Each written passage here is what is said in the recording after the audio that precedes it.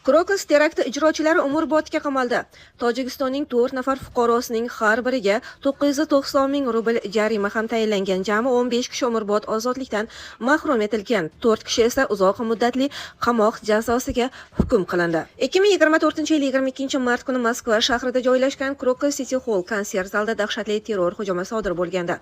Bu voqea nafaqat Rossiya, balki butun dunyoni larzaga solgan. Ushbu fojia Rossiya tarixidagi eng yirik terror hujumlaridan biri sifatida qayd etilgan. 22 mart kuni kechqurun konsert boshlanishi arafasida Krokus City Hall binosi oldida ko'plab tomoshabinlar yig'ilgan edi.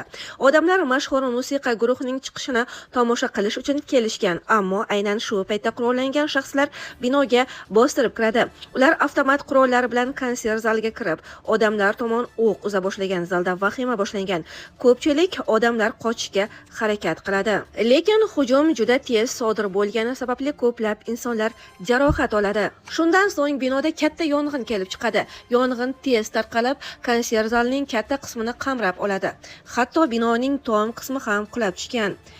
Rasmiy ma'lumotlarga ko'ra, ushbu terror hujumi natijasida 140 dan ortiq odam halok bo'lgan. Bundan tashqari 500 dan ortiq inson turli darajada tan jarohatlari olgan. Qutqaruv xizmatlari bir necha soat davomida voqea joyida ishlagan. Yong'in o'chirilgandan keyin ham qidiruv ishlari davom etgan. Qutqaruvchilar vayronalar ostidan tirik qolganlarni qidirgan. Ushbu terror hujumi uchun javobgarlikni ISIS nomi bilan tanilgan guruh o'z zimmasiga olgan. Bu tashkilot islom terror tarmog'ining bir bo'lagi hisoblanadi. Mazkur guruh asosan Afg'oniston va Pokiston hududlarida faoliyat yuritadi. Ular internet tarmog'i orqali bayonot berib, hujumni o'z jangchilari amalga oshirganini aytgan. Hujumdan ko'p o'tmay Rossiya xavfsizlik kuchlari bir nechta gumonlanuvchilarni qo'lga olgan. Tergov natijasiga ko'ra, gumondorlarning ayrimlari Tojikiston fuqarolari hisoblanadi. Ular voqeadan keyin Moskva hududidan qochishga uringan paytda qo'lga olingani aytilgan.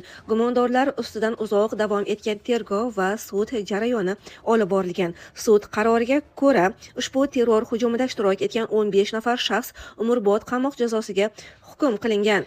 Bundan tashqari, ayrim ayblanuvchilarga katta miqdorda moliyaviy jarima ham qo'llanilgan. Masalan, 4 nafar ayblanuvchilarga qariyb 990 ming rubl miqdorda jarima qo'llanilgan. Ammo hali hanuz Rossiya Ichki ishlar vazirligi bu terror haqida ko'pgina ma'lumotlarni ochiqlashni istamagan. Hattoki sud jarayonida ham ushbu terror sodir bo'lgan ba'zi bir video yozuvlar ommaga ko'rsatilmagan.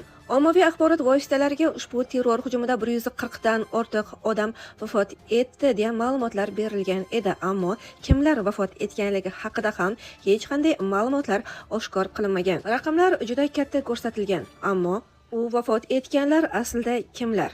Bu ma'lumotlar ham sud jarayonlari tugagan bo'lsa-da oshkor qilinmagan va ijtimoiy tarmoqlarda mening oilamdan vafot etdi degan xabarlar ham yo'q.